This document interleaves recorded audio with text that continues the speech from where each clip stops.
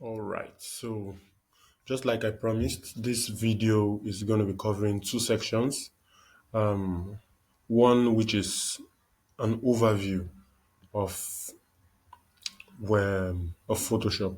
Where I'm going to show you how to set up your workspace to look very similar to mine, but um, not just because mine looks a certain way, but because it's the way in which I easily can access certain things.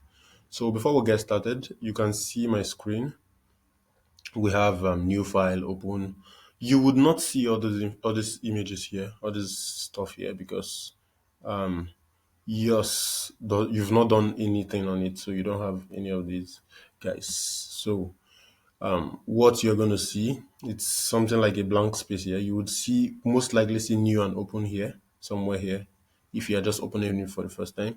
For those who have tried out some things, it might look slightly different. You might have a history, something you've done and saved possibly.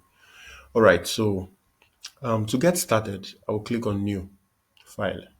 Yes, so I will rename it. Let's just call it first lesson. Okay, let's call it that, and then let the width be 1080. That's how wide it's going to be. Why the height should be 1350. In the class, we used 1080 by 1080, which I said is square size. In this, I'm using 1080 by 1350, which is a portrait Instagram post size. Those of you very familiar with Instagram, already know what I'm talking about. So moving forward, I would just jump right into it. All right, so we have our artboard ready, and we have every other thing set more or less. So yesterday I was talking about setting up our workspace. So as you can see, there are multiple things here. We have from file, edit, image, and many other things here. We also have some things on this side. So this is called the toolbar. This is called the toolbar. Everything by this side, where my mouse is hovering over. Up here is more or less like a menu. If you look at this side, you'll see some other stuff here. So these are what you use to work basically in Photoshop. So my workspace is particularly arranged slightly different from how yours might look. So I would like to reset essentials and use essentials default. So right now, this is what I was given to work with my default essentials. Some of your default essentials might look different from mine because I'm using Photoshop 2024, a paid version. Those using cracked might have something similar, different, but at the end of the day, we're going to set your workspace to look similar to what I have here, and I will tell you the most important things you need. While yeah, basically that's the most important things which you need, which I use. You might meet some other trainers who, during the course of this, might have slightly different arrangements, but they will have every of the key information which I will put out here that you will see them on their own workspace too. So let's start by hovering over here. So file, we have edit, we have all this, but to set up our window, to set up our workspace to look how we want, we're going to click on window. Now you can already see workspace. I don't know what workspace yours is on, but I want you to click on Essentials. So once you click on Essentials, there are many other workspaces there. You can see Essentials. This is what I'm using currently. It's the default Essentials. If you click on Graphic and Web, it will look slightly different. You can see this. This is what it looks like. This is what most people who work on web and the likes would most likely use. Text specifically, colors and the likes, swatches. So this is the color bar you saw on the other side the other time. This is swatches. You can select your colors. You can choose what particular type of color you want and likes. There are many other workspace types. I would not want to go through all of them because we really might not be really using them. So let's go back to window, workspace, and then click on essentials. which is what we are going I use basically. Now I want to set up essentials to look the way I would want it to look. Currently you can see color. If you don't have swatches, it's not compulsory, but I really do not really use swatches except very few cases. So I don't if I close this tab, it does not really matter if it's closed or if it's open. Next will be gradients. I really do not use it. I only use it when I'm working on shapes and I will get it from here. So I barely touch this part, this side. Patterns, I really do not care. So I don't really, it doesn't necessarily have to be there. But for me, colors are most important. Some people prefer swatches to be more active than even color. But I prefer color because I can play around here, can do whatever I want to do, choose the color type this way. It's more like my color wheel. I can play with it. So I prefer color. Next thing you see, I have properties. So if you don't have color, make sure you come here, Windows, select color.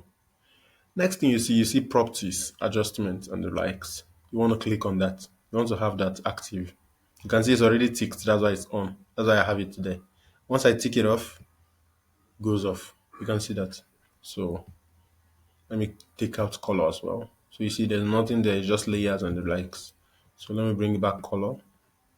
Color comes up. I will also bring back properties and I have that back. Next thing which you do not have. Okay, everybody should have these layers. Your layers, you want to see your layers. So that is part of the essentials. So layers usually comes as layers, channels, part. If you do not see in your, you might not really use this as a beginner. You will use it later, maybe when you've gotten advanced. Let me not touch that so some of us do not get confused. Coming back to our window, we want to select other things which you need. One thing which I always use is characters. I want to select character. See it's up here. Why do I select character? When typing and other things, I want to be able to modify my text. So I can change what particular type of fonts I want from here. Let's say for instance, I want to use this font. Okay, it only comes as regular. Let's pick a font that comes with multiple sizes. An example, we have this agency FB. You might not have this font. I installed series of fonts here. So we have regular, we have bold. Some come in many other forms. Some of them, let me see, let me just pick one that I'm very sure has a million and one samples. Not a million actually, I'm just joking, but has multiple types. So this is Ballo. Okay, no, let me select the second Ballo. Okay, I think this should go. Yes. So when I come to Ballo, you can see the multiple forms. I can select either of these. I can also play with the space between, as you can see, there's an arrow going up and down here. The space between the text above and the text below. I can play with the space between each of my text individually using this and many other things. I can really play around here. You would get to see this during the course of the training. So character is one thing I want to be active. Next, I don't know if yours will have it, but we'll have a history board here that shows what you've done. So if I type anything or put anything, it will come in here. If I delete it, it would go off like this. So whatever I do, you would get to be familiar with that as well. So I'm just showing you basically what a minimum setup that you would be using very much would look like. Maybe during the course of this training, you might find out other things which you want to add. All you have to do is come here, select what you want. So like I said, gradients and the rest, which are up here, you can actually just bring them back if they get missing. Bring them out. If you click on gradients like this, okay, it already comes out here. But sometimes you see it when you don't have it there already, it might come out like this. All you have to do is shift it in there, and that's that. So let me adjust it back. So we have it there. So that is how you play around this, and this is how to set up your window. I think I would stop this here and continue from where I stopped in the last class. In the last, like in this class, sorry.